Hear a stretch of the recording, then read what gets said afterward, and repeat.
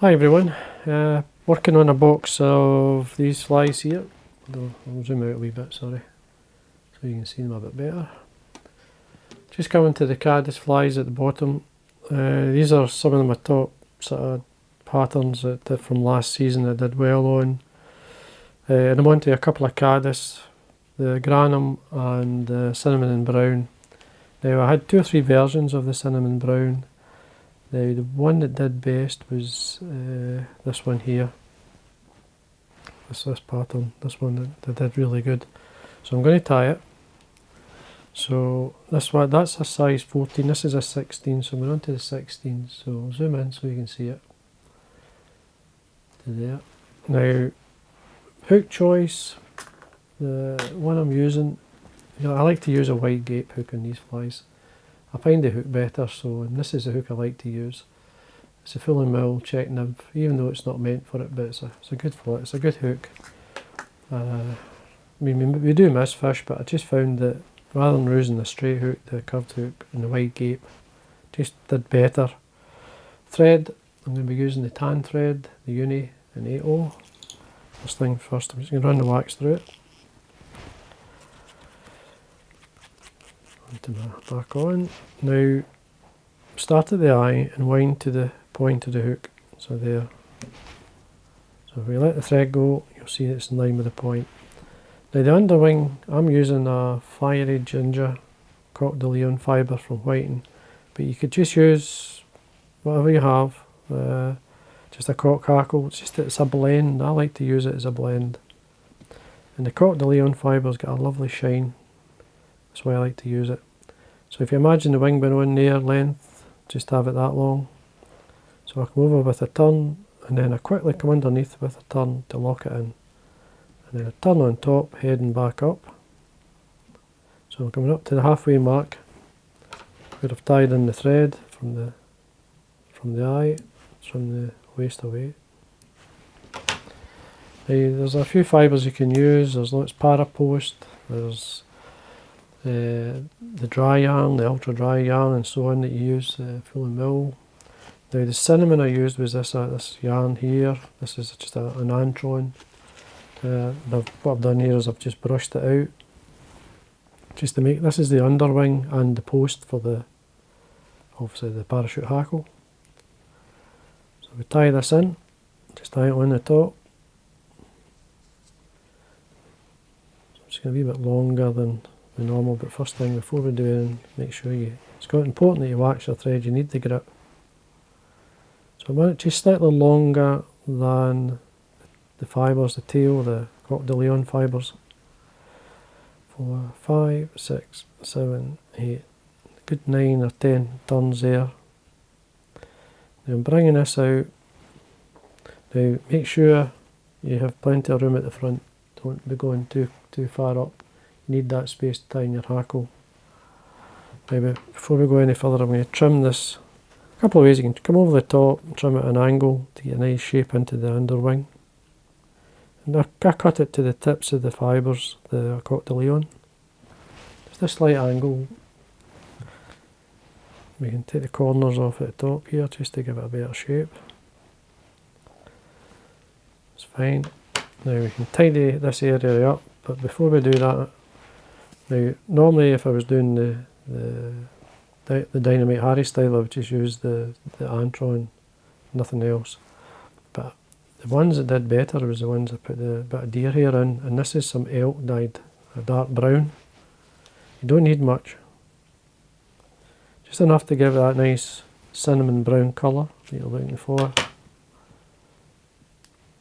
Broken fibres, I'm just removing any broken fibres. There's a couple of twisted ends here. Now I'm going to stack it. So tips first into the stacker. Tap on your desk. With them lined up, remove them from the stacker. Again, before you tie in your deer hair, make sure you wax your thread. Just need that bit more grip. Just remove a couple of twisted ends here. Length, just slightly by the back of the wing. check. It's not needing stacked a bit better than that. Just if you're not happy, put it back in the stacker. Yeah, that's better. There was a twisted fibre in there that was stopping them stacking together. Again, just check your length, that's fine. Now I'm going to trim it here. So it's just enough so I can tie it on. See, make sure you wax your thread, you need the grip. Just catch that on the top. 2 or 3 turns just to see how it sits. Just check. It's a nice blend between the yarn and the D here. It floats really well, as well as the hackle. And then tidy these ends up. Come back up to the wing. Dubbing choice is really up to yourself. I'm using a tan dubbing. The one I'm using is from McPhail and Mill, if I can find the packet. Here we are. It's opposite end. I'm using, you can see here, it's called Caddis Larva Cream Pearl. It's a Euro Nymph flash tub from McPhail and Mill.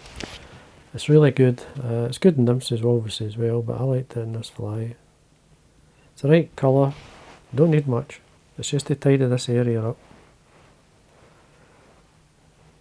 You could leave it out, but it goes with the fly. Then you want to end up with your thread in front of the post or the antron so that you're getting ready to tie in the hackle. Yeah, I'm using a Coachman Brown. Leave it at my desk here.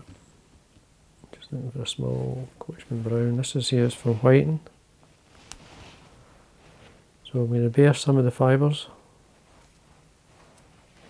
Bare enough fibres so that when you tie it on, now offer it to the side of the hook. As I say, bare some of the stems so that it's enough that when you post the hackle and the wing together, it's not catching in too many fibres. Just wind up, maybe 5 or 6 turns, come back down. That's fine, as long as you get something to wind onto it. And then you want to, obviously like a parachute hackle, you wind from the top down. That's why you post both together. There's 2, 3, 4, nice and tight, 5. Now at this point you're going to kind of mess up the fly a wee bit. So what you do is you just draw it up, the fibres up and out the way. I usually, these 2 fingers, I hold the hackle until I bring the thread up. And then I just focus on putting a few turns in there. You may catch the odd fibre like I did there. You can always trim these away. You can't get away with not catching an odd fibre. Just going to trim this out. And then take away your hackle. Now you could finish off at that, meaning just tie off, but I'm going to finish off a wee bit of the same dubbing. You don't need much. Just a wee drop, just to tidy things up. Again, just lift the hackle out the way. You're working from the eye up. And then bring the thread through towards the eye.